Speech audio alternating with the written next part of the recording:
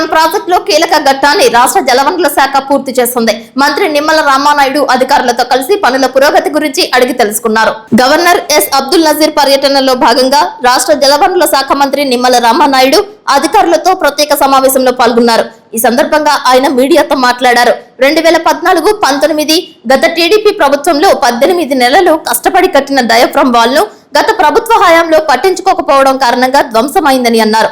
కొత్త diaphragm wall నిర్మాణానికి అదనంగా మరో 1000 కోట్లు ఖర్చు చేసినట్లు తెలిపారు. కూటమి ప్రభుత్వం అధికారంలోకి రాగానే విధ్వంసమైన పోలవరం ప్రాజెక్టు పనులను సీఎం చంద్రబాబు నాయుడు గాడిలో పెట్టారని అన్నారు. 2024 డిసెంబర్లో ప్రాజెక్టు పనులను క్షేత్రస్థాయిలో పరిశీలించి ప్రాజెక్టు నిర్మాణానికి సంబంధించిన షెడ్యూల్ విడుదల చేసినట్లు గుర్తు చేశారు. షెడ్యూల్ ప్రకారం 2025 జనవరి 18వ తేదీన డయాఫ్రమ్ వాల్ కాంక్రీట్ నిర్మాణ పనులు మొదలు పెట్టామని, 1372 మీటర్ల పొడవైన డయాఫ్రమ్ వాల్ నిర్మాణాన్ని 440 రోజుల్లో పూర్తి చేసినట్లు, డయాఫ్రమ్ వాల్ నిర్మాణంతో పాటే సమాంతరంగా ఈసీఆర్ఎఫ్ డ్యాం పనులు కూడా జరుగుతున్నాయని అన్నారు. 2027 పుష్కరాల నాటికి ఈసీఆర్ఎఫ్ డ్యాం పనులు పూర్తి చేసి పోలవరం ప్రాజెక్టును జాతికి అంకితం చేయాలనే ఉద్దేశ్యంతో వర్షాకాలంలో సైతం రాత్రిళ్లు సైతం పనులు శరవేగంగా నాణ్యతతో రాజీ పడకుండా చేస్తున్నట్లు తెలిపారు.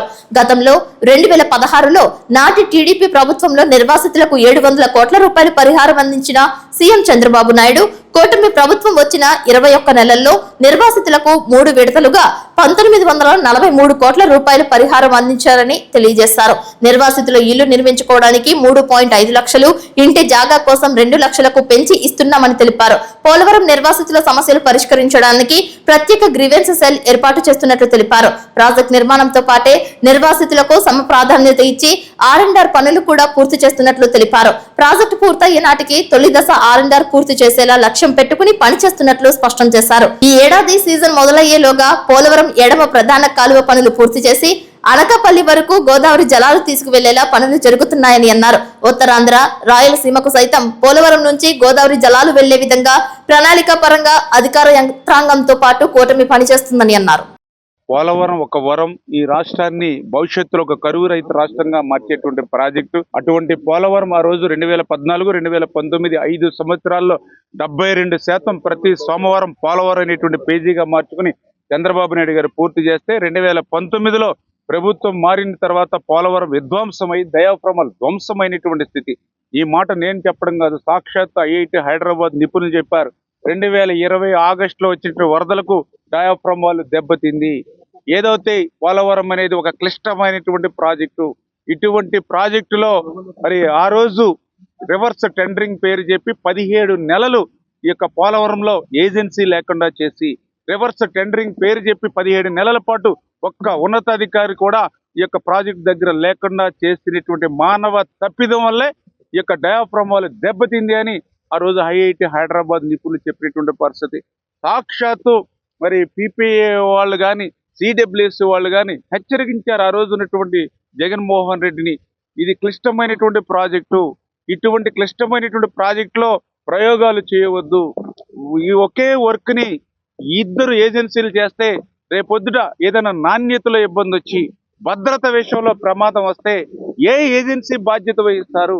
ఇటువంటి వర్క్స్కి అటువంటి రివర్స్ టెండరింగ్ పేరు చెప్పి ఏజెన్సీలు మార్చొద్దని చెప్పి పదే పదే పిపిఏ సిఈలు సైతం లేఖలు రాసి హెచ్చరించినా కూడా నాడు జగన్మోహన్ రెడ్డి పెడచెవన పెట్టినటువంటి పాపం ఫలితమే 2020 ఆగస్టు వరదలకి డయాఫ్రమ్ వాల్ దెబ్బతిని ఉండడము.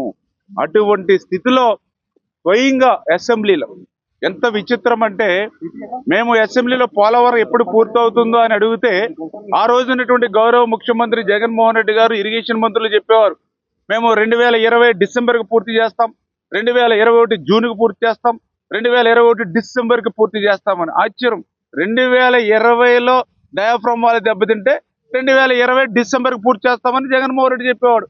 అంటే డయాఫ్రమ్ వాల్ ఉందో లేదో కూడా తెలియనటువంటి స్థితిలో నాటి ముఖ్యమంత్రి జగన్మోహన్ రెడ్డి ఉన్నటువంటి స్థితి, ఆ రోజు ఉన్నటువంటి స్థితి. ఆ రోజు డయాఫ్రమ్ వాల్ దెబ్బతిందని తెలిసిన తర్వాత మరి మీరందరూ కూడా చూశారు స్వయంగా అసెంబ్లీలో ఆ రోజు ముఖ్యమంత్రి కానీ ఇరిగేషన్ మంత్రులు కానీ చెప్పారు, పోలవరం ఎప్పటికి పూర్తవుతుందో మేము చెప్పలేము అని పోలవరాన్ని ప్రశ్నార్థకం చేసినటువంటి పరిస్థితి ఆ రోజు స్వయంగా అసెంబ్లీలో చెప్పారు. వాళ్ళ మాటలు విని ఆ రోజునటువంటి ధ్వంసం చూసి ఆంధ్రప్రదేశ్ రాష్ట్ర ప్రజలు, తెలుగు ప్రజలు ఇంకా భవిష్యత్తులో పోలవరాన్ని చూడలేమేమో అని, పోలవరం ఒక కలగానే మిగిలిపోతుందేమని పోలవరం మీద ఆశలు వదులుకునేటువంటి పరిస్థితి. అటువంటి స్థితిలో కూటమి ప్రభుత్వం అధికారంలోకి వచ్చిన తర్వాత మళ్ళీ చంద్రబాబు నాయుడు గారు 3-4 సార్లు డైరెక్ట్గా పోలవరం క్షేత్రస్థాయి పర్యటనకు వచ్చి ప్రతి 10 రోజులకు ఒకసారి పోలవరం మీద రివ్యూ చేస్తూ ఖచ్చితంగా రేపు 2027 కల్లా పోలవరం పూర్తి చేయాలనేటువంటి ఒక లక్ష్యాన్ని చంద్రబాబు నాయుడు గారు నిర్దేశించారు. ఆ 2027లో పోలవరం పూర్తి అయ్యేటువంటి లక్ష్యానికి అనుగుణంగానే డయాఫ్రమ్ వాల్ ఆ రోజు 2025 జనవరి 18వ తేదీన డయాఫ్రమ్ వాల్ మనం ఆ రోజు ప్రారంభించాం. మరి ఆ రోజు 2025 జనవరి 18న ప్రారంభమైనటువంటి డయాఫ్రమ్ వాల్ ఇవాళ 2026 ఏప్రిల్ 2వ తేదీన అంటే 440 రోజుల్లో డయాఫ్రమ్ వాల్ ఈ రోజు మనం పూర్తి చేసినటువంటి పరిస్థితి.